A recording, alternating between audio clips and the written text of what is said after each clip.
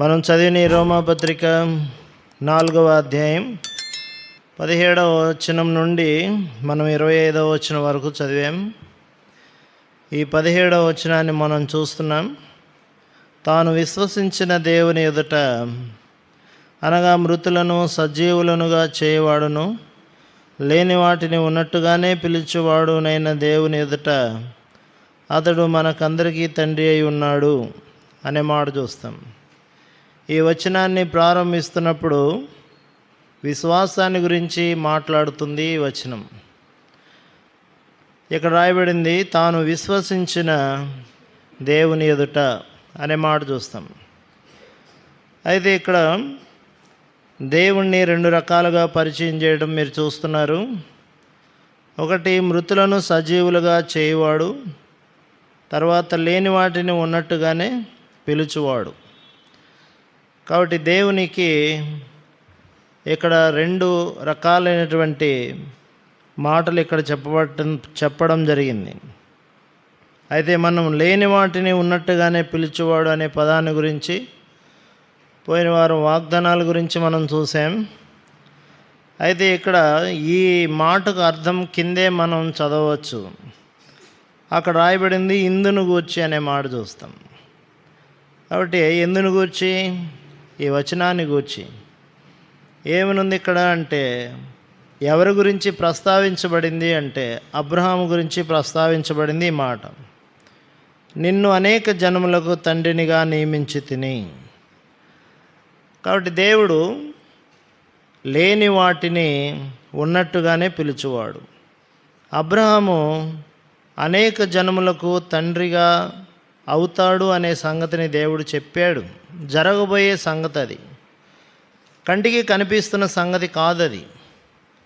కాబట్టి జరగబోయేదాన్ని దేవుడు లేని దానిని ఉన్నట్టుగానే దేవుడు అక్కడ చెప్పడం చూస్తాం. మీరు వాక్యంలో చూస్తే ఆదికాండం 17వ అధ్యాయం ఇక్కడ ఒక మాట చూస్తాం. 4-5 వచనాల్లో 3 నుంచి కలిసి ఉన్నాయి. అబ్రాము సాగిలపడి ఉండగా దేవుడు అతనితో మాట్లాడి, ఇదిగో నేను నియమించిన నా నిబంధన నీతో చేసి ఉన్నాను, నీవు అనేక జనములకు తండ్రి వగుదువు. ఇక్కడ ఇంకా ఇస్సాకు పుట్టలేదు. అయితే దేవుడు చెప్తున్నాడు అనేక జనములకు నీవు తండ్రి అవుతావు అని చెప్పాడు. మీరు ఇంకా 12వ అధ్యాయానికి కనుక వస్తే, అక్కడ మొదటి నుండి కనుక మనం చదువుతూ వస్తే 2వ వచనంలో మనం చూస్తాం, నిన్ను గొప్ప జనముగా చేసి నిన్ను ఆశీర్వదించి నీ నామమును గొప్ప చేయుదును. కాబట్టి ఇది ప్రజెంట్ టెన్స్ ఏం కాదు, అంటే ఫ్యూచర్ టెన్స్. అది జరుగుతున్నది కాదు, జరగబోయేది. లేదు కళ్ళ ముందు, కానీ జరుగుతుంది. లేని వాటిని ఉన్నట్టుగానే ఆయన పిలుస్తూ ఉన్నాడు. మీరు 13వ అధ్యాయం చూస్తే మళ్ళీ ఇక్కడ 13వ వచనం నుండి లేక 14వ వచనం చూద్దాం.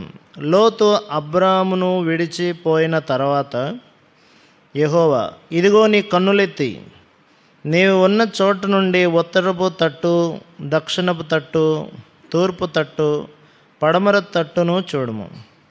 ఎందుకనగా నీవు చూచుచున్న ఈ దేశమంతటిని నీకును నీ సంతానమునకును సదాకాలము ఇచ్చేదను. అక్కడ ప్రస్తుతం అప్పటికి ఇష్మాయేలు కూడా పుట్టలేదు. అక్కడ సంతానాన్ని గురించి చెప్పడం మనం చూస్తాం. కాబట్టి అబ్రహాము కలిగి ఉండబోతున్నటువంటి గొప్ప ఆధిక్యతను గురించి దేవుడు ముందుగానే తనను పిలుస్తున్నాడు. కాబట్టి తన జీవితంలో జరగదేమో అనుకుంటున్నాడేమో, లేదు అనుకున్నాడు. కానీ దేవుడు దాన్ని ఉంటుంది అని ఉన్నట్టుగానే ఆయన్ని పిలుస్తున్నాడు. మీరు చూస్తే అబ్రహాము ఎంత వయసు దేవుడు ఆయన పిలిచాడు? ఈ 12వ అధ్యాయం 4వ వచనం ఆదికాండంలో 75 సంవత్సరాలు అని చెప్పబడింది.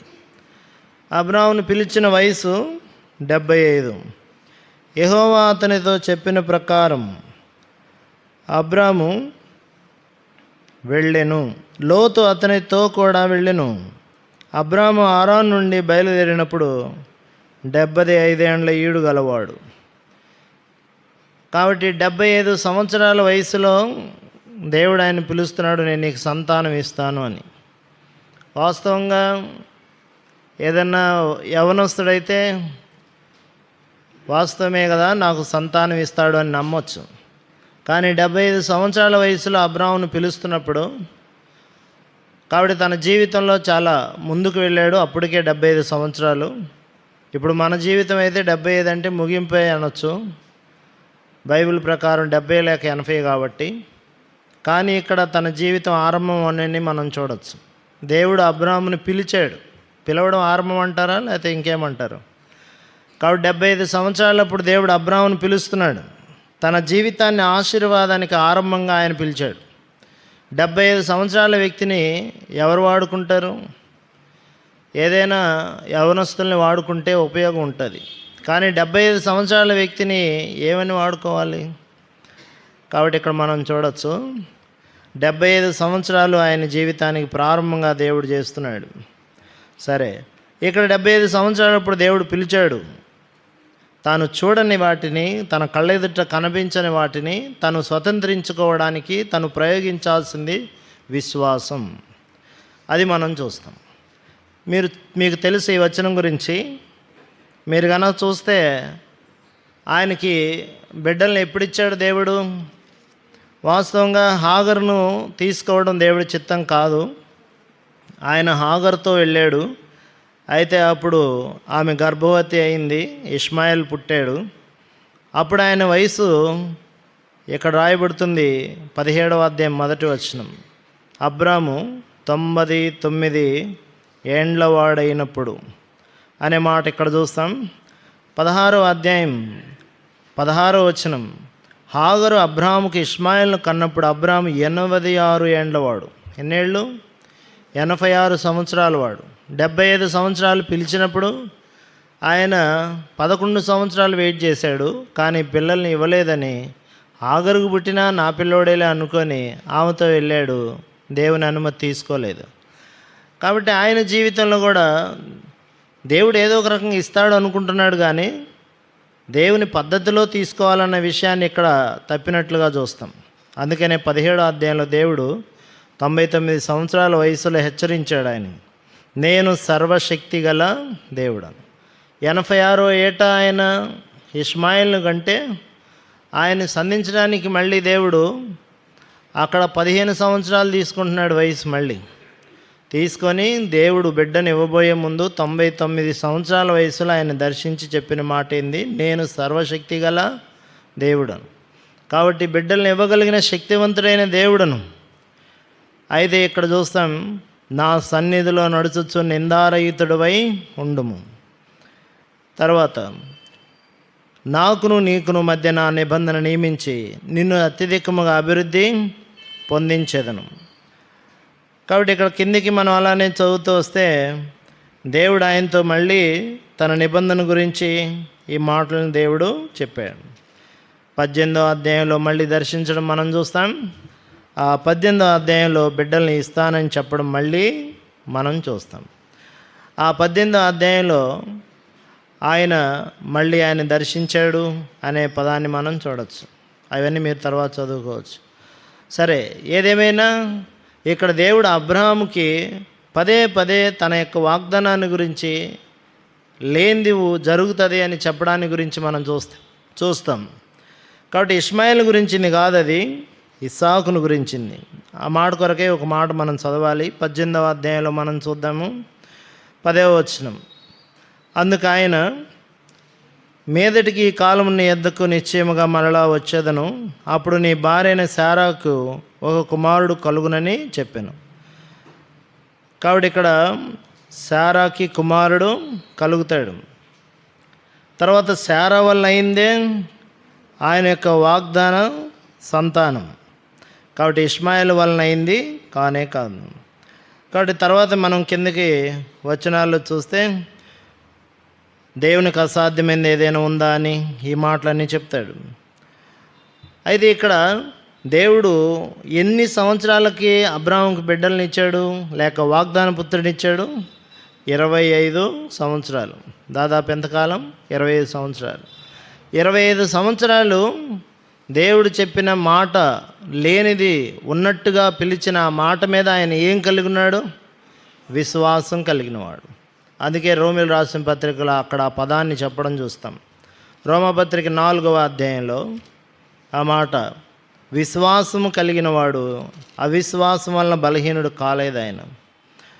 కాబట్టి ఇక్కడ 18వ వచనం, నీ సంతానం ఎలాగుండునని చెప్పిన దాన్ని బట్టి తాను అనేక జనములకు తండ్రి ఎగునట్లు నిరీక్షణకు ఆధారం లేనప్పుడు అతడు నిరీక్షణ కలిగి నమ్మెను. మరియు అతడు విశ్వాసమునందు బలహీనుడు కాక రమారమి 100 ఏండ్ల వయసు గలవాడై ఉండి అప్పటికి తన శరీరం మృతతుల్యమైనట్టు శారా గర్భం మృతతుల్యమైనట్టును ఆలోచించెను అనే మాట చూస్తాం. కాబట్టి అవిశ్వాసం వల్ల ఆయన ఏం కాలేదు? బలహీనుడు కాలేదు. మీరు ఒక మాట నేను మీకు జ్ఞాపకం చేస్తే, ఇక్కడ అబ్రాహాము ఎంతకు ఏ సంవత్సరంలో కన్నాడని చూస్తున్నాం. ఇక్కడ 100 సంవత్సరాలు దాదాపు, అంతే కదా. నోవాహు ఎప్పుడు బిడ్డలను కన్నాడు? నోవాహు ఎప్పుడు కన్నాడు? హయ్యెస్ట్ ఆయనే. చాలా ఏజ్ అయినప్పుడు బిడ్డలను కంటాడు ఆయన. ఆదికాండం 4వ అధ్యాయం 32వ వచనం. ఆదికాండం, నోవాహు 500 ఏండ్లు గలవాడై షేమును హామును యాపేతును కనెను. గిన్నిస్ బుక్ వరల్డ్ రికార్డ్ ఏమో ఇది. మీరు ముందుకు కనుక వెళ్ళి చూస్తే, మీరు కనుక చూస్తే అక్కడ ఆదాం విషయం కానీ, మహాలేలు కానీ, లేకపోతే ఇంకా మిగతా హానుక్ కానీ, వీళ్ళందరిది రాసుకొని చూడండి. వీళ్ళందరికీ ఇంత వయసులో కన్నలే, వాళ్ళు 100 అబోవ్ కన్నారు వాళ్ళంతా. అయితే ఇక్కడ నోవాహు అనే వ్యక్తి మాత్రం 500 ఏండ్లప్పుడు కన్నాడు. షేము హాము యాపేతును కన్నాడు. జలప్రళయం తర్వాత మెరాకిల్ ఎవరిది? ఇప్పుడు జలప్రళయం తర్వాత మెరాకిల్ ఇప్పుడు అబ్రాహాం యొక్క జీవితం. జలప్రళయానికి ముందు సంగతి అది. అయితే ఇప్పుడు 100 సంవత్సరాల వయసులో పుట్టడం అప్పటికి మెరాకిల్ అది. మీరు పాత నిబంధనలో మొదటి అధ్యాయాలు చూస్తే చాలా ఏళ్ళప్పుడు పుట్టారు. అయితే ఇక్కడ 100 సంవత్సరాలప్పుడు కనడం అద్భుతమైన విషయం. దానికి విశ్వాసం ప్రదర్శించాల్సిన అవసరం వచ్చింది. నోవాహు ముందు కాలంలో విశ్వాసం ప్రదర్శించాల్సిన అవసరం లేకుండా పుడతా వచ్చినాయి. అన్నీ చూపిస్తే మీకు ఆలస్యం అయింది. ఎప్పుడెప్పుడు పిల్లలు కన్నారు అవన్నీ కూడా చూస్తే ఆలస్యం అవుతుంది. అయితే ఇప్పుడు మనం చూస్తే ఆయన విశ్వాసం కలిగిన వాడు దేవుని యందు ఏమని నమ్మాడు? ఆయన లేదు నా కళ్ళ ముందు, కానీ అది నాకు దేవుడు ఏం చేస్తాడు? దాన్ని ఇస్తాడు. లేని వాటిని ఉన్నట్టుగానే ఆయన పిలిచేవాడు. కాబట్టి అబ్రాహాము యొక్క జీవితం తనకు సంతానం ఇస్తానని, ఒక దేశాన్ని ఇస్తానని, ఆశీర్వదిస్తానని, విశ్వాసులకు తండ్రిగా చేయుదునని దేవుడు ఆయనకి ఇచ్చాడు వాగ్దానం. అలాగనే దేవుడు ఆయన జీవితంలో చేశాడు. ఎలా స్వతంత్రించుకోగలిగాడు? ఖచ్చితంగా మెడికల్ పరంగా కాదు, ఇంకే పరంగా పిల్లలు వాళ్ళకు పుట్టలేదు. స్త్రీ ధర్మం ఉడిగిపోయిన ఆ స్త్రీకి బిడ్డలు పుట్టడం అనేది మెరాకిల్. అబ్రాహాము కన్నాడు అంటం కంటే శారా కన్నదే అని అంటాం గొప్ప విషయంగా ఉంటుంది. కాబట్టి బ్రదర్స్ అయిన వాళ్ళు చాలా ఏజ్డ్లో కూడా కన్నట్టు మనం చూస్తాం. కానీ స్త్రీ ధర్మం ఉడిగిపోయిన ఆమెకు పుట్టడం ఏంటి? ఇప్పుడు అక్కడ ఎవరిని జ్ఞాపకం చేసుకున్నాడు? శారా గర్భం మృతతుల్యమైనట్టు ఆలోచించాడు. ఏమని ఆలోచించాడు ఆయన? 4వ అధ్యాయం 19వ వచనం, రమారమి 100 ఏండ్ల వయసు గలవాడయండి. మధ్యలో చదువుతున్నాను. అప్పటికి తన శరీరం మృతతుల్యమైనట్టు శారా గర్భం మృతతుల్యమైనట్టు. ఏంటి? మృతతుల్యమైపోయిందంట. అప్పటికి పాత వాళ్ళని చూస్తే 930 సంవత్సరాలు జీవించిన వాళ్ళు కూడా ఉన్నారు. 912 అలాగ జీవించిన వాళ్ళు ఉన్నారు. కానీ ఇక్కడికి వచ్చేవరకే 100 సంవత్సరాల వయసులో అబ్రాహాము ఏమనుకున్నాడు? మృతతుల్యమైనట్టు భావించాడు. ఆమె గర్భం కూడా మృతతుల్యమైనట్టు ఆలోచించాడు. కానీ విశ్వసించి విశ్వాసం వల్ల ఏం పొందాడు? ఆయన బలం పొందాడు. లేదు సంతానం, ఈ ఆశీర్వాదాలు ఆయన కళ్ళెదట్లేవు, కానీ వస్తాయి అని ఏం చేశాడు? ఆయన నమ్మాడు. లేదు కానీ ఉన్నట్టుగా దేవుడే ఏం చేశాడు? ఆయన్ని పిలిచాడు. నేను ఇక్కడ ఒక వచనం మీకు జ్ఞాపకం చేయాలనుకుంటున్నాను. అదేంటిదంటే, అపోస్తలుడైన పౌలు కొరింథీయులకు రాసిన 2వ పత్రిక 5వ అధ్యాయంలో ఒక మాట చెప్తాడు ఆయన. అపోస్తలుడైన పౌలు కొరింథీయులకు రాసిన 2వ పత్రిక 5వ అధ్యాయం ఇక్కడ 6వ వచనం చూస్తాం. 6వ వచనం, వెలిచూపు వలన కాక విశ్వాసం వలననే నడుచుకొనుచున్నాం. వెలిచూపు వలన కాక, ఈ మాట కంటికి కనిపించే దాన్ని బట్టి కాక, దేనివల్ల నడుచుకుంటున్నారు వాళ్ళు? ఇలాంటి పదం ఇంకో చోట కూడా ఉంది. మీరు కనుక చూస్తే యోహాను సువార్త 7వ అధ్యాయం 24వ వచనం అనుకుంటాను. యోహాను సువార్త 7వ అధ్యాయంలో జస్ట్ రైట్ వచనం 24. ఓకే. వెలిచూపును బట్టి తీర్పు తీర్చక న్యాయమైన తీర్పు తీర్చుడనెను. దీన్ని మన కనిపించే దాన్ని బట్టి తీర్పు తీర్చొద్దని, విశ్వాసాన్ని బట్టి తీర్పు తీర్చండి అని. ఇక్కడ కూడా కంటికి కనిపించే దాన్ని బట్టి మనం ఫాలో అవ్వద్దు అని. దేన్ని బట్టి ఫాలో అవ్వాలి? విశ్వాసం వల్ల ఫాలో అవ్వాలి. కాబట్టి మానవుని యొక్క జీవితం విశ్వాసంతోనే సాధించుకోవాలి, భౌతికమైన చూపును బట్టి కాదు. అందుకని అపోస్తలుడైన పౌలు చెప్తాడు ఇక్కడ 2 కొరింథీ 5వ అధ్యాయం మనం ఇప్పుడు చూసిందట. వెలిచూపును బట్టి కాక విశ్వాసం బట్టి మేము నడుచుకొనుచున్నాం. ప్రియులారా, ఈ ఆత్మీయ జీవితం ఖచ్చితంగా విశ్వాసంతో నడవాలే తప్ప వెలిచూపును బట్టి నడిస్తే తప్పు మార్గానికి వెళ్తాం. నేను ఇంకొక విషయాన్ని మీకు జ్ఞాపకం చేయాలనుకుంటాను. ఒక అబ్రహామునే కాదు, సందేహాస్పదమైన స్థితిలోకి నెట్టివేయబడే ఇంకొక వ్యక్తి యొక్క జీవితాన్ని కూడా మనం చూడొచ్చు. దేవుడు ఆయనకు కళ ఇచ్చాడు యోసేపు గురించి. 37వ అధ్యాయం ఆది కాండంలో 2nd పర్సన్ ఆయన. ఇక్కడ ఆయన గురించి కూడా మనం చూడొచ్చు. 37వ అధ్యాయం ఆయనకు ఒక కళను దేవుడు ఇచ్చాడు. 37వ అధ్యాయం వచనం ఆయన కన్న కళలను బట్టి 7వ వచనం 6వ వచనం చూద్దాం. అతడు వారిని చూచి, నేను కనిన ఈ కళను మీరు దయచేసి వినుడి. అదేమనగా, మనము చేనిలో పనలు కట్టుచుంటిమి, నా పన లేచి నిలుచుండగా మీ పనులు నా పనను చుట్టుకొని నా పనకు సాష్టాంగపడినని చెప్పాను. అందుకతని సహోదరులు, నీవు నిశ్చయంగా మమ్మల్ని ఏలుదువా, మా మీద నీవు అధికారం అగుదువా అని అతనితో చెప్పి అతని కళను బట్టి అతని మాటలను బట్టి అతని మీద మరింత పగబట్టిరి. వాళ్ళు చూడండి ఎమ్మడినే చెప్పారు ఏమని, ఏందో వీడు కళలు కంటున్నాడులే, చిన్నోడు వస్తూ ఉంటేలే కళలు అని అనుకోలే. వాళ్ళ కళ భావాన్ని కూడా చెప్పేశారు. చూసారు ఎంత గ్రహింపు ఉందో వాళ్ళకి. ఈ కళ కనుక ఇది రాయకుండా మీకు చెబితే మీరేమంటారు? ఏందో దాని భావం ఏంది? ఇప్పుడు ఇంతలా బైబిల్ చదివినా మనకు కొన్ని కళలు తెలియవు, దాని అర్థం ఏంటి, దాని భావం ఏంటి అని మనం ఎత్తుకులాడుతూ ఉంటాం. చెప్పంగానే చూడండి వాళ్ళు ఎలాంటి వాళ్ళు, మళ్ళీ పగబట్టారని, వారు చెడుతనం చేసేవాళ్ళని చూస్తాం పై వచనాల్లో. కానీ వాళ్ళకి గ్రహింపు వచ్చింది. ఏం గ్రహింపు అది? నువ్వు మమ్మల్ని ఏలుతావా నిశ్చయంగా.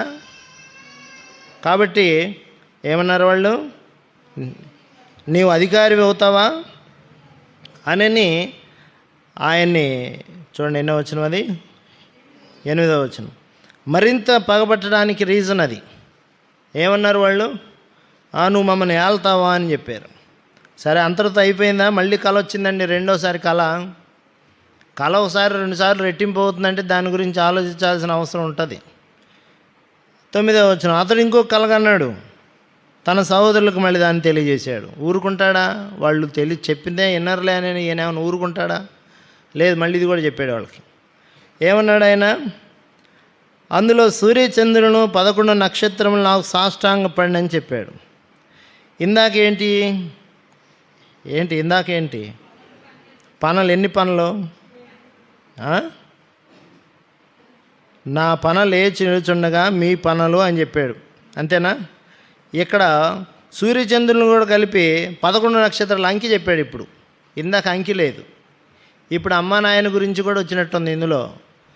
మరి 11 వాళ్ళ గురించి అయి ఉంటుంది ఇది, అంతే కదా? స్పష్టం, అది 11 వాళ్ళ గురించే. అయితే ఇప్పుడు మరి అక్కడ ఆ కళ కూడా మళ్ళీ చెప్పాడు. అందుకే 10వ వచనంలో అతడు తన తండ్రితోనూ తన సహోదరులతో అది తెలియజెప్పినప్పుడు అతని తండ్రి అతనితో, నీవు కనిన ఈ కళ ఏమిటి? నేను నీ తల్లి నీ సహోదరులు నిశ్చయముగా వచ్చి నీకు సాష్టాంగపడుదుమా అని అతని గద్దించారు. తర్వాత రాయబడింది అసూయపడ్డారని. తర్వాత ఏమని రాయబడింది? మళ్ళీ 11వ వచనంలో అసూయపడ్డారని. ఇక్కడ మనం ఏం చూస్తాం? కళ రెట్టింపైంది, అంకె కూడా చెప్పడం జరిగింది, మళ్ళీ సాగిలు పడడం, మళ్ళీ కళ రిపీట్ అయింది. ఇది ఖచ్చితంగా జరిగేటువంటి కళ. అది 11వ వచనం చూస్తే, అయితే అతని తండ్రి ఆ మాటలు జ్ఞాపకం ఉంచుకొనెను. ఏం చేశాడు ఆయన? జ్ఞాపకం ఉంచుకొనెను అననే రాయబడింది. జ్ఞాపకం ఉంచుకున్న తర్వాత అవన్నీ పోయినాయి ఆయన జీవితంలో. తన కొడుకు ఏమయ్యాడో ఏడ్చాడు కదా. ఇప్పుడు మనం ఏం చూస్తాం? యోసేపు ఎక్కడికి వెళ్ళాడు? తర్వాత ఐగుప్తు దేశానికి అమ్మబడ్డాడు.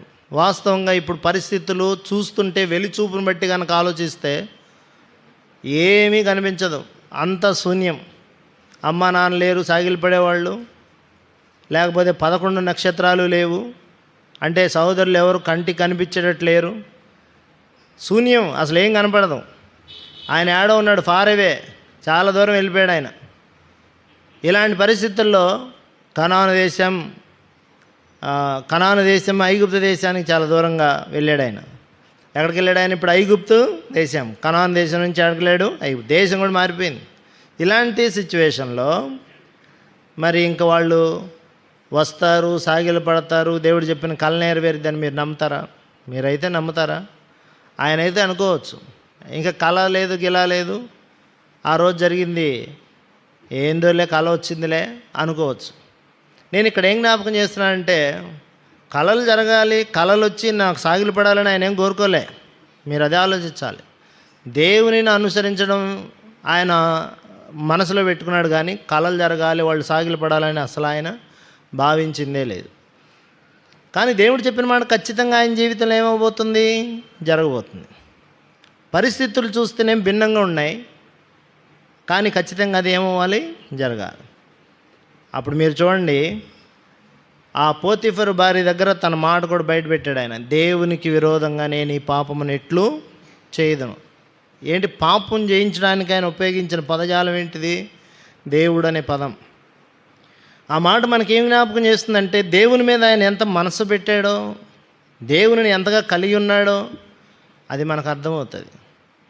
పరిస్థితులు మారిపోయినా, తన తల్లిదండ్రులు లేకపోయినా, తన అయినవారు లేకపోయినా, తను ప్రోత్సహించేవారు లేకపోయినా, భక్తి నేర్పే విద్యాబుద్ధులు చెప్పేవాళ్ళు లేకపోయినా, తను ఖచ్చితంగా దేవుణ్ణి మాత్రం ఏం చేయలేదు, తను విడిచిపెట్టలేదు.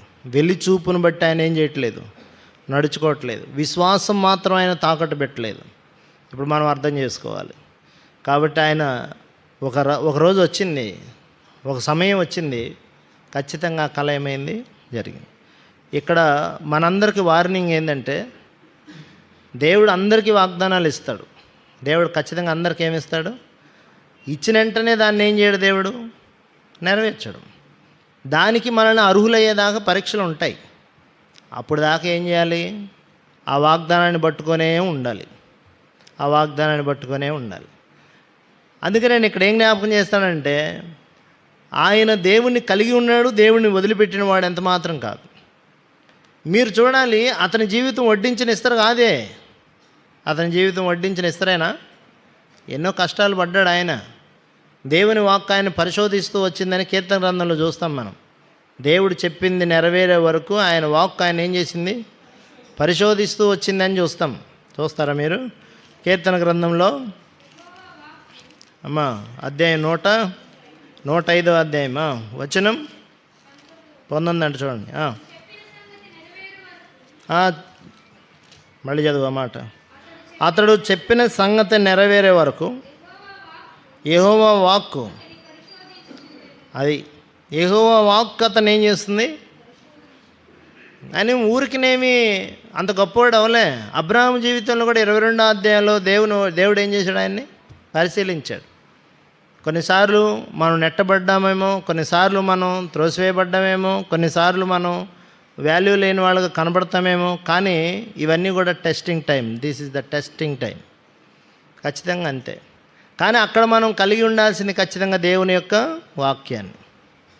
అందుకని ఇక్కడ అబ్రాహాం జీవితం చూడండి, యోసేపు జీవితం చూడండి, వారు ఖచ్చితంగా దేవుణ్ణి మాత్రం ఏం చేయలేదు, వదిలిపెట్టిన వాళ్ళు కారు. నీకు కూడా వస్తాయి పరీక్షలు, కానీ నువ్వు కూడా స్థిరంగా నిలిస్తే వాగ్దానం నీ యందు కూడా నెరవేరుతుంది.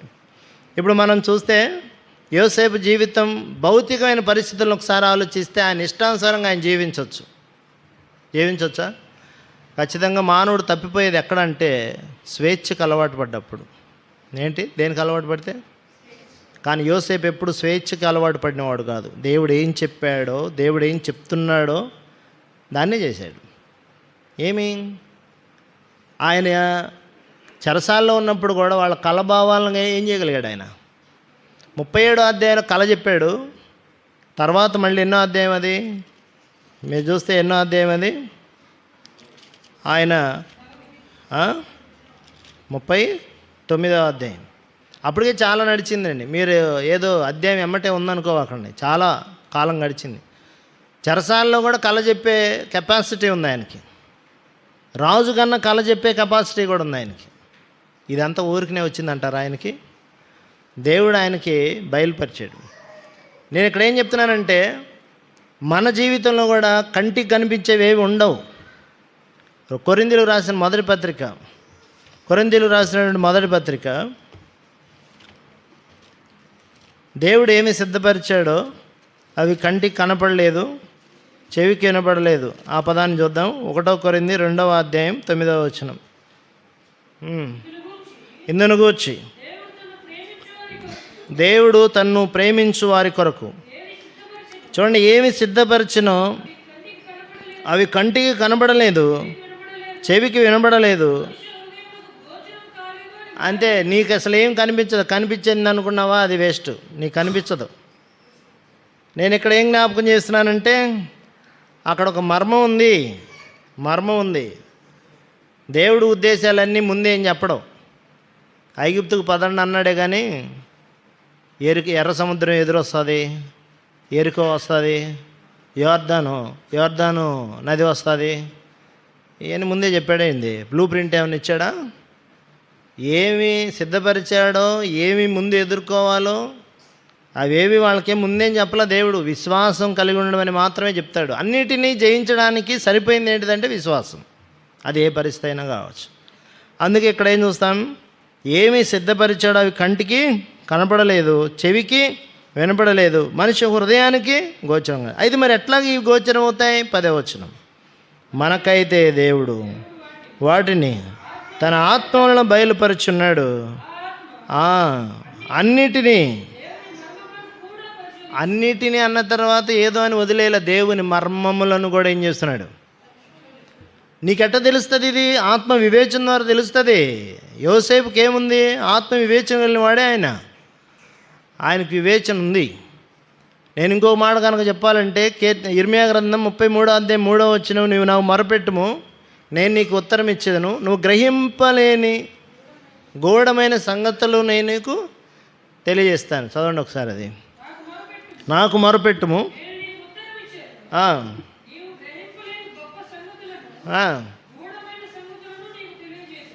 ఏమంటాడు అక్కడ? గ్రహింపలేని, ఆ పదం చూడాలి. ఇక్కడ రాసిన మాట ఏంటి?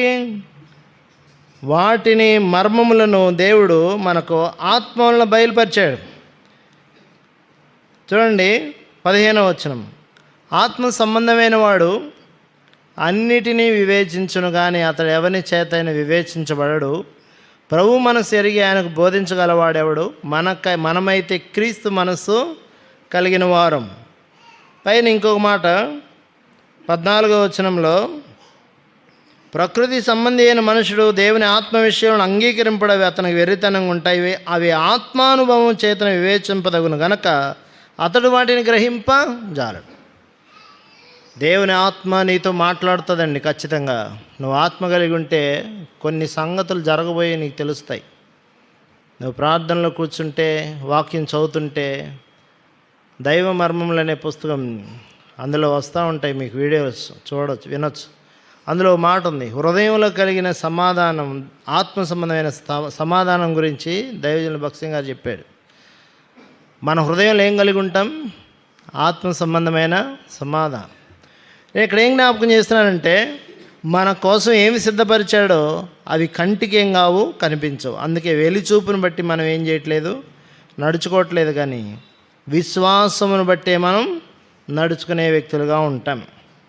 కాబట్టి పైన ఇంకా కొన్ని సంగతులు కన్నా మీరు చూస్తే వాటిని కూడా మీరు చూడొచ్చేమో. 2వ అధ్యాయం, ఇదే 1 కొరింథీ 2వ అధ్యాయం 3వ వచనం. మరియు బలహీనతతోనూ భయముతోనూ ఎంతో వణుకుతోనూ మీ మధ్య ఉంటుంది. మీ విశ్వాసం మనుషుల జ్ఞానమును ఆధారం చేసుకోక, చాలాసార్లు మనుషులు ఏది చెప్తారా, మనుషుల జ్ఞానం ఏంటా, యోచనలు ఏంటా, టాక్నెస్ ఏంటా, ఇది ఆధారం చేసుకుంటారు. అది కాదు, మనుష్య జ్ఞానం కాదు ఇక్కడ ఆధారం చేసుకోవాల్సింది. మనుషుల జ్ఞానం ఆధారం చేసుకోక దేవుని శక్తిని ఆధారం చేసుకొని ఉండవలెనని నేను మాట్లాడినను, సువార్త ప్రకటించినను, జ్ఞానయుక్తమైన తీయని మాటలు వినియోగించగా పరిశుద్ధాత్మయు దేవుని శక్తిని కనపరచు దుష్టాంతరములనే వినియోగించి తిని పరిపూర్ణులైన వారి మధ్య జ్ఞానం బోధిస్తున్నాను. అది ఈ లోక జ్ఞానం కాదు, నిరర్ధకులైపోవచ్చున ఈ లోకాధికారుల జ్ఞానము కాదు, కానీ దేవుని జ్ఞానం మర్మమైనట్టుగా బోధించున్నాం. ఈ జ్ఞానము మరుగై ఉండెను. కాబట్టి ఇక్కడ ఏం చూస్తాం, ఇది దేవుని సంగతులు కొన్ని మరుగు చేయబడతాయి. అవసరత కొద్దే వాటిని వెల్లడి చేయడం జరుగుతుంది. వాటిని వివేచించాలి, ప్రార్థన చేయాలి, దేవుని దగ్గర కూర్చోవాలి. ఆయన తన సంగతులు అవసరమని చెప్తాడు. అంత గొప్ప దానియేలుకే తన ప్రత్యక్షతలు ఇచ్చేటప్పుడు ఆయన ప్రార్థన చేసిన తర్వాత, మీరు దానియేలు గ్రంథంలో చూడండి, తర్వాత అంత్యకాలం జరగబోయే సంగతులను ఆయనకి దేవుడు బయలుపరిచాడు.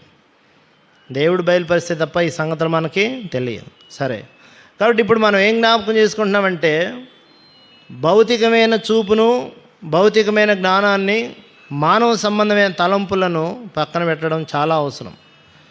కాబట్టి వారు, యోసేపు తన జీవితంలో చెప్పింది దేవుడు చెప్పినట్టుగా ఏమైంది చెప్పండి, జరిగింది. అంతా ఉల్టాగా అయిపోయినట్టు అనిపించింది, కానీ ఖచ్చితంగా జరిగింది. తర్వాత మీరు ఇంకొక మాట కూడా చూడొచ్చండి. అదేంటంటే, ఆ మాట కనాను దేశాన్ని దేవుడు ఏం చేస్తా అన్నాడు, ఇస్తానని చెప్పాడా?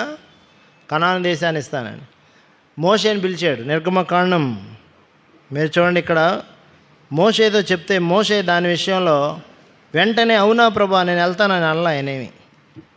నిర్గమకాండం 3వ అధ్యాయం 10లో ప్రత్యక్షమైన తర్వాత ఆయనకి చెప్పిన మాట ఇది.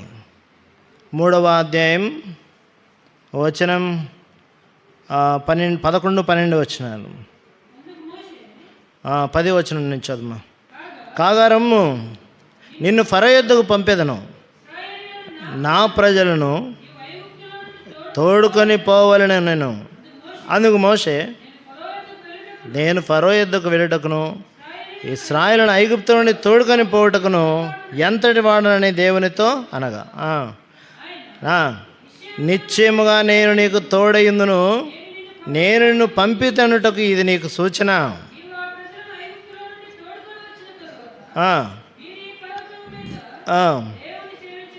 కాబట్టి ఇప్పుడు ఏమని పిలిచాడు ఆయన్ని, నువ్వు రా, నేను నిన్ను ఫరో దగ్గరకు పంపిస్తా, నువ్వు ఐగుప్తు దేశంలో నుండి ఇశ్రాయేలును బయటికి తోడుకొని వెళ్ళాలి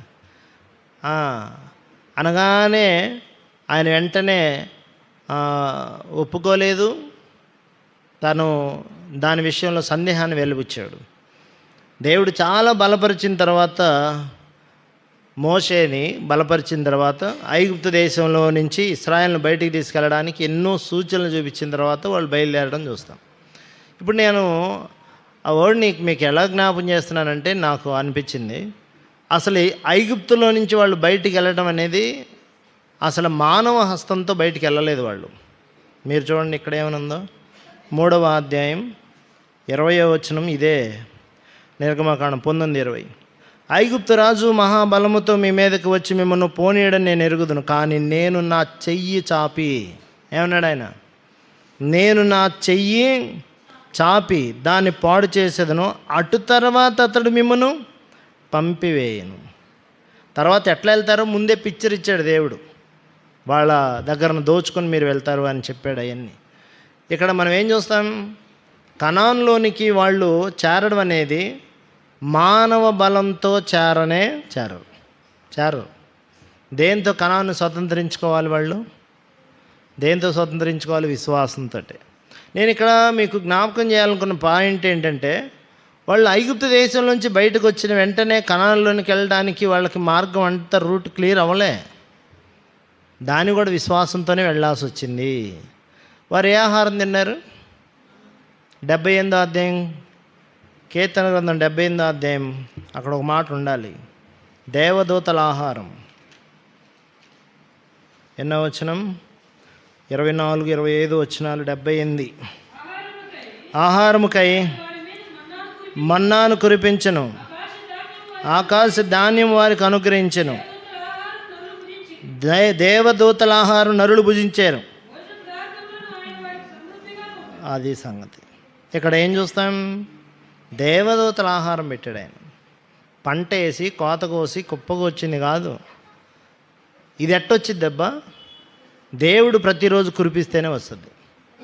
వాళ్ళు బయటికి వెళ్ళిన కాడ నుంచి బయటికి వెళ్ళేటప్పుడు కూడా వెళ్ళి చివరి కణాల్లోకి చేరేదాకా అన్నీ మెరకల్సే. ఏది కూడా వాళ్ళ హస్తంతో వాళ్ళు తీసుకొని చేసింది కానే కాదు. ఎర్ర సముద్రం దాటేటప్పుడు కేవలం కర్రతో దాటారు. ఇది మేము దాటగలిగాము, మా గొప్ప అన్ని కాళ్ళు ఎగరేయడానికి ఏం లేదు వాళ్ళకి. ఆ తర్వాత యోర్దాన్ నది నీళ్ళు ఆగిపోవాలంటే యాజకుల అరికాళ్ళు తగిలిన తర్వాతే ఏమైపోయినాయి,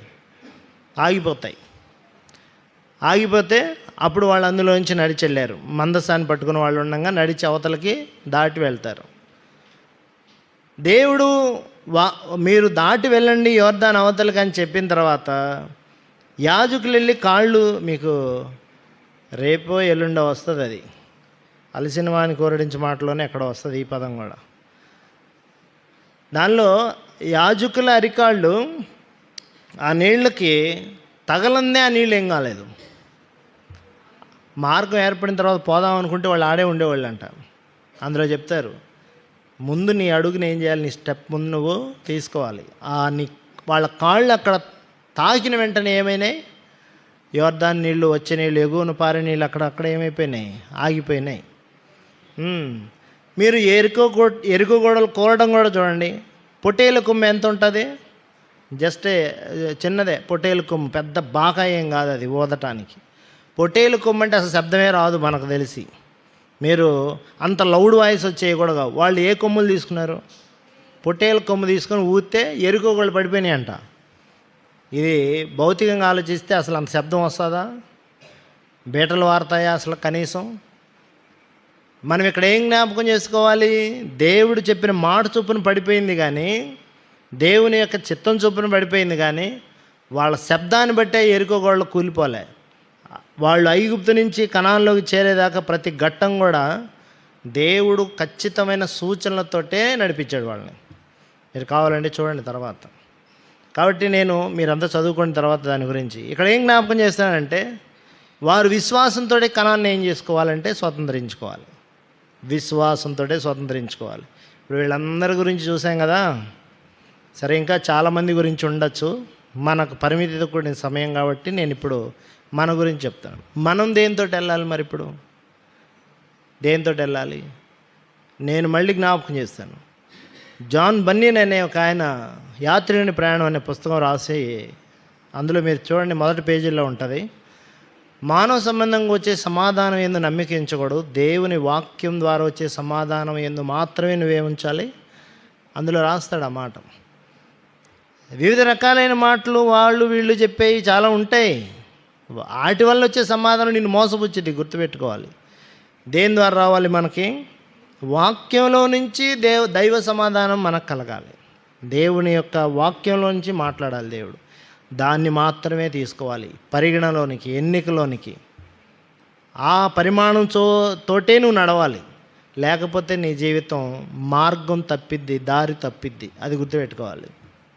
అందుకనే మన విశ్వాస జీవితం కూడా ఏ మనుషుల జ్ఞానాన్ని ఆధారం చేసుకోకూడదు, దైవ జ్ఞానాన్ని మాత్రమే ఆధారం చేసుకోవాలి.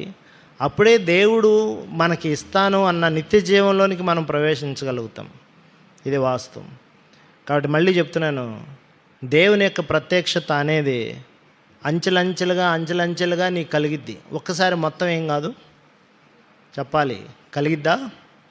మీరేమైనా కలిగిద్ది అనుకుంటే అది అది తప్పే మీకు.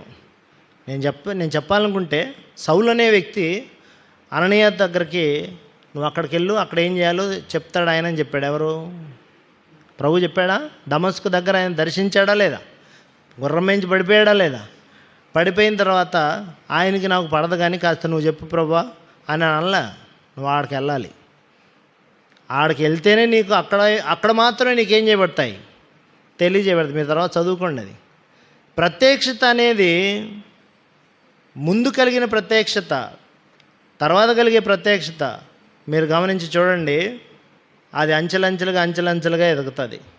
నువ్వు చిన్నదానిలో నమ్మకంగా ఉంటే పెద్దది నీకు ఇవ్వబడుతుంది. పెద్దదానిలో నమ్మకంగా ఉంటే ఇంకా పెద్ద ప్రత్యక్షత నీకు ఇవ్వబడుతుంది. అందుకనే మనం 1వ తరగతి పాస్ అవ్వకపోతే 10వ తరగతి పరీక్షలకి ఏం పాస్ అవుతాం? అందుకనే మనం అంచెలంచెలుగా ఎదగాలి. కానీ ఒక్కసారే బ్లూ ప్రింట్ అంతా నా జీవితం అంతా కనపడాలంటే కనపడదు. కాబట్టి మనం లోబడే కొద్దీ, మనం విధేయత చూపించే కొద్దీ మనకి తెలియని సంగతులు, మన జీవితంలో ఎదురయ్యే పరిస్థితులు, మనం ఏ విధంగా నడుచుకోవాలో వాటన్నిటిని దేవుడు తన ఆత్మచేత మనకు బయలుపరుస్తాడు. కాబట్టి లేదు, వాగ్దానం మనకు చెప్పాడు కానీ పరిస్థితులు ఏమీ అలాగ కనిపించవు, అసలు ఏది నాకు అలాగ తోచట్లేదు, భిన్నంగా కనిపిస్తుంది. అయినా కూడా నువ్వు విశ్వసించి దేవుడి దగ్గర కూర్చొని మాట్లాడి దేవుడు చెప్పింది వింటే నీకు లేనిది, నీ కంటికి కనిపించంది, నీ మానవ జ్ఞానానికి అందని అద్భుతాన్ని దేవుడు నీ జీవితంలో వాగ్దానం ద్వారా నెరవేర్చగలడు. కాబట్టి లేదు ప్రస్తుతాన్ని నీ జీవితంలో అది అనుకోండి, ఉంటుంది అని దేవుడు చెప్పాడు. ఆ ఉండిద్ది అన్నదాన్ని స్వతంత్రించుకోవడానికి నువ్వేం ప్రదర్శించాలంటే విశ్వాసాన్ని ఖచ్చితంగా కలిగి ఉండాలి. కాబట్టి ఖచ్చితంగా మానవ జ్ఞానం, మానవ తలంపులు, మానవ వైఖరి కాదు. లేని వాటిని ఉన్నట్టుగా ఏం చేయగలడు? ఆయన పిలుస్తాడు. కాబట్టి అబ్రహాం జీవితాన్ని అలాగనే చేయగలిగాడు, యోసేపు జీవితాన్ని చేశాడు, కనానును కూడా దేవుడు అలాగనే వారికి ఇచ్చాడు. కాబట్టి మన జీవితంలో కూడా నిత్య జీవం అనేది మనం ఎలా స్వతంత్రించుకోవాలి అంటే నాకు తోచినట్టు, నీకు తోచినట్టు, ఎవడికి తోచినట్టు వాడు చేస్తే నిత్య జీవానికి కాదు వెళ్ళేది. ఎక్కడికి వెళ్తారు? జస్ట్ వన్ రెఫరెన్స్, లాజరు దరిద్రుడి దగ్గర ఒక రెఫరెన్స్ వస్తారు మీరు. లోకాసు వార్త. నీకు ఇష్టం వచ్చినట్టు నువ్వు జీవించేవాడు భూమి మీద ఎట్లుండవు నువ్వు? 16వ అధ్యాయం 25వ వచనం. అగ్నిజ్వాలలో యాతన పడుతున్నాడు ఆయన, అగ్నిజ్వాలలో ఉన్నాడు ఆయన. అందుకు అబ్రాం, కుమారుడా, నీవు నీ జీవిత కాలమందు నీకిష్టం చాలంతే. ఏంటది? నీకిష్టమైనట్టు, నీకు తోచినట్టు, నీకు అనిపించినట్టు నువ్వు జీవిస్తే అది ఎక్కడుంటుంది అంటే కష్టమైన స్థలంలో ఉంటుంది. కష్టమైన స్థలంలో అక్కడ రాయబడింది కదా, ఏమనుంది అక్కడ? అలాగనే భూమి మీద లాజరు కష్టం భూమి మీద అనుభవించాడు. ఇప్పుడైతే ఇక్కడ ఏం పొందుతున్నాడు ఆయన? నీవు యాతన పడుచున్నావు. ఆ పదం చూడాలి, నువ్వు యాతన పడతావు. యాతనకరమైన స్థలం అది. అందుకే నేను అన్నది ఇందాక, స్వేచ్ఛకు అలవాటు పడ్డ లాజరు భూమి మీద. ధనవంతుడు స్వేచ్ఛకి ఏమయ్యాడు? అలవాటు పడ్డాడు. స్వేచ్ఛానుసారంగా తిరుగువాడు లెస్సైన జ్ఞానమునకు విరోధి, ఇష్టానుసారంగా తిరుగువాడు. సామెత గ్రంథం 18వ అధ్యాయం 1వ వచనం అనుకుంటా మాట చూడండి, ఏమని ఉంటుంది?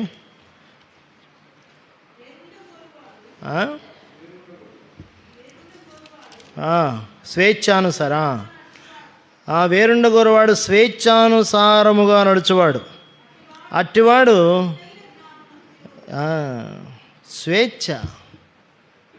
అసలు ఈ మాట చాలా భయంకరమైనటువంటి మాట ఇది. స్వేచ్ఛ చాలా భయంకరమైనది. నేను దీని మీద మాట్లాడుతుంటే ఇంకా టైం అయింది. తప్పిపోయిన కుమారుడు దేన్ని కోరుకున్నాడు? స్వేచ్ఛను కోరుకున్నాడు. నాకు రావలసిన ఆస్తి నాకు ఇవ్వండి. పోయింది, జీవితం నాశనమైంది. బుద్ధి వచ్చింది కాబట్టి ఎట్టొకటి తిరిగి రీస్టోర్ చేయబడ్డాడు ఆ వ్యక్తి. నా ఇష్టానుసారంగా నేను నడుస్తాను. న్యాయాధిపతుల గ్రంథం, ఎవరి ఇష్టానుసారంగా వాళ్ళు ఏం చేశారు? నడిచారు. కాబట్టి నీవు నీ సొత్తు కాదు, నువ్వు విలువ పెట్టి కొనబడ్డావు. నీ చర్యలు, నీ జీవితం, ప్రతిదాన్ని దేవుడు ట్యూన్ చేయగలడు. దేవుడు దాన్ని మలచగలడు, తిప్పగలడు. ఆయన చేతిలో ఆధ్వర్యంలో నడుచుకోవాలి. కాబట్టి మనకు నాయకుడు ఆయనే, మన వాగ్దానాలు నెరవేర్చేవాడు ఆయనే. కంటికి కనిపించట్లేదు వైభోగం. దానియేలు ప్రార్థన చేశాడు. నేను ఇంకా చెప్పలా. దానియేలు యెరూషలేము గురించి ఏం చేశాడు? ఆయన ప్రార్థన చేశాడు. ప్రార్థన చేసేటప్పుడు మీరు రెండో దినవృత్తాంతాల గ్రంథం ఆఖరి అధ్యాయంలో చూస్తారు. మళ్ళీ మందిరం కట్టడానికి వెళ్ళండి అని కోరేసి చెప్తాడు వాళ్ళకి. ఇర్మియా చెప్తాడు, ఏమని చెప్పాడు, 70 సంవత్సరాల తర్వాత మళ్ళీ ఈ స్థలానికి మీరేం చేస్తారు, వస్తారని చెప్పబడింది కదా. 70 సంవత్సరాల బబులోను యొక్క కాలం అంతట్లో మళ్ళీ యెరూషలేముకి వెళ్ళదము అనే వారికి అనిపించిందో అనిపించలేదో తెలియదు, కానీ బబులోన్లో దానియేలు మాత్రం యెరూషలేం తట్టు తిరిగి ఏం చేస్తున్నాడు, ఆయన ప్రార్థన చేస్తున్నాడు. కంటికి యెరూషలేం కనిపించట్లా, కంటికి యెరూషలేం కనిపించట్లా, కానీ తన మనోనేత్రానికి ఏమవుతుంది, అది కనిపిస్తుంది. ఆ యెరూషలేం మీదే ఆయన ఏం పెట్టాడు, దృష్టి పెట్టాడు. మనకు కూడా వాగ్దానమే ఉంది తప్ప పరిస్థితులు ఏమి కనిపించవు, కానీ దాని మీదే నీ దృష్టి పెట్టి ఏం చేయాలి, నడుచుకోవాలి. విశ్వాసమును కర్త దాన్ని కొనసాగించేవాడైన యేసు వైపు మాత్రమే చూడాలి. ప్రార్థన చేస్తాం. మోకాళ్ళ మీద రండి.